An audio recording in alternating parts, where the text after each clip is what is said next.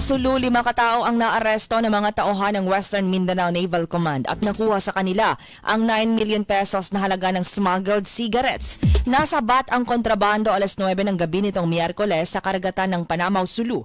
Ang mga nadakip ay taga-Olotanga, Zamboanga, Sibugay at Isabela City, Basilan na sakay ng isang maliit na lancha. Sa Zamboanga City naman, 10 mga dating kasapi ng Abu Sayyaf Group mula Sulu ang sumuko sa PNP sa lungsod.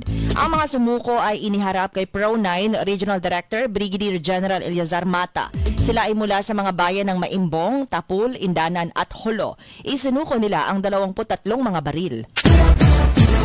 Sa Jose Abad Santos, Davao Occidental, may Ghost Flood Control Project. Ito ay nakakontrata sa St. Timothy Construction Corporation na pag-aari ng mag-asawang Diskaya.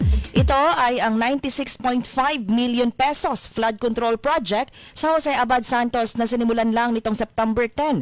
Gayong 100% complete na ito at bayad na. Tigo Mindanao.